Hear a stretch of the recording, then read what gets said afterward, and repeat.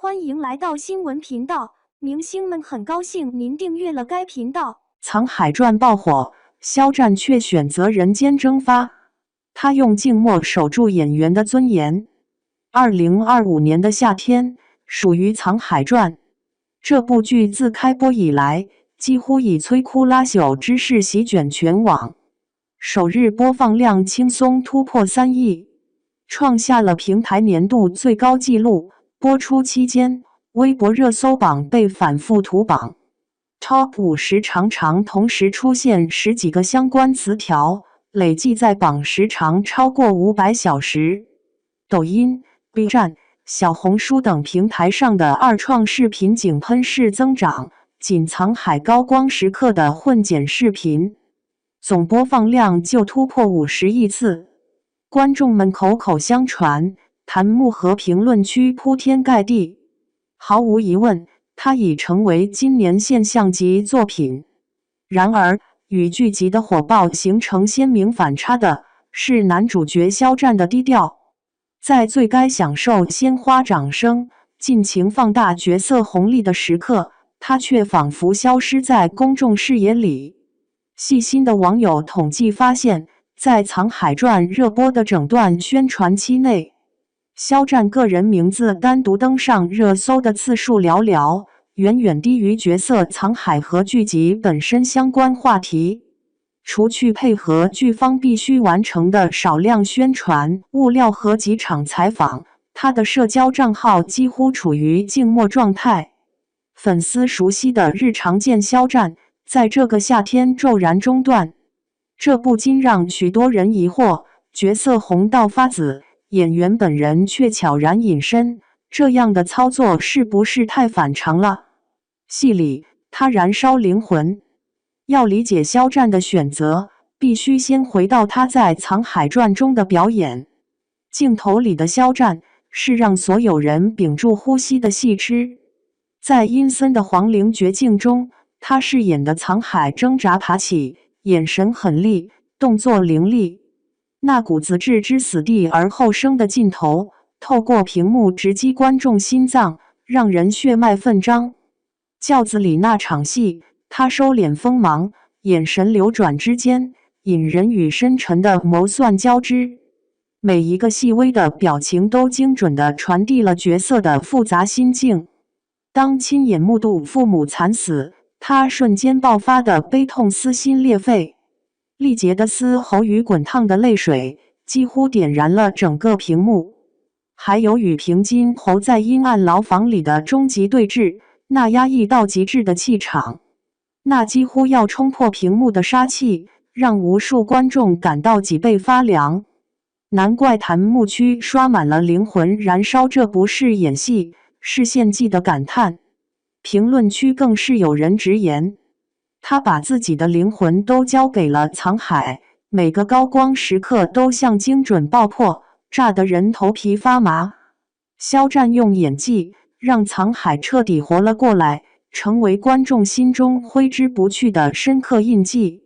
戏外，他转身隐身，然而一旦离开镜头，肖战立刻像切换了频道。在剧集热播的那些天，他只参与了少数发布会与深度专访，其余时间几乎完全抽离。没有直播，没有综艺，没有密集营业，甚至连微博上的日常分享都罕见更新。同期其他演员都在借热度疯狂刷脸，争取曝光最大化，而肖战的选择却是悄无声息的淡出。他没有沉浸在角色带来的巨大光环中，而是干脆利落的转身，把沧海完整的交还给观众。随后，他迅速进入下一个角色的筹备与训练，全身心投入到新的表演挑战中。这种做法和当下娱乐圈的主流操作格格不入。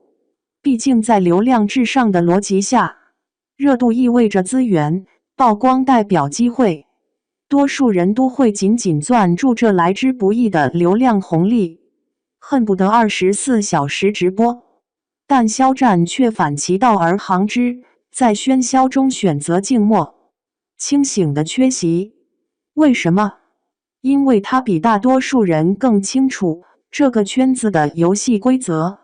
他经历过顶流巅峰的万众瞩目，也经历过舆论低谷的自古寒潮。他太明白名利场的虚幻与浮沉，热搜中会褪去，话题中会沉寂，真正能留下来的唯有作品。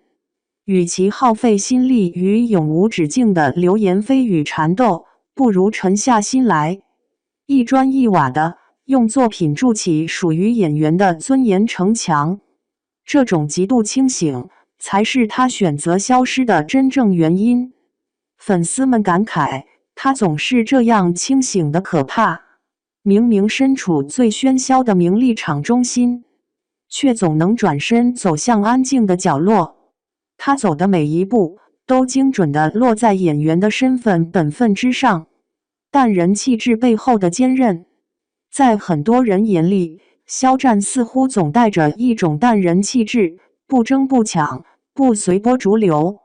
但这种淡，并非冷漠，而是一种自我坚守。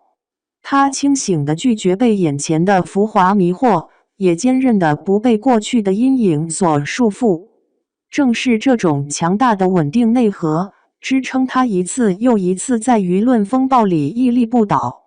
这份内核是对抗外界纷扰的盔甲，更是他守护表演纯粹性的堡垒。对他而言，演员的价值从来不在于热搜的次数，而在于角色的厚度与作品的质量。《沧海传》之后，他留给观众的思考。《沧海传》的爆火，让观众看到了肖战的表演实力，也让人们重新认识了他作为演员的深度。更重要的是，他用这种近乎不合时宜的静默行动，给娱乐圈抛出了一个值得深思的问题：在这个急功近利、唯流量论的时代，演员是否还能坚守属于表演的那份纯粹？肖战的选择就是一种答案。他向外界昭示了一个朴素的真理：在震耳欲聋的喧嚣里，静默同样可以散发耀眼的光芒。有人说，肖战的人间蒸发是错失了乘胜追击的机会，但也有人认为，这正是他与众不同之处。在一片逐利的名利场中，他选择让角色发光，而不是让自己沉迷于热度。他用消失保全了演员的纯粹，用沉默守住了演员的尊严。《沧海传》之后，肖战留给观众的不仅是一个光芒万丈的沧海，更是一份弥足珍贵的清醒。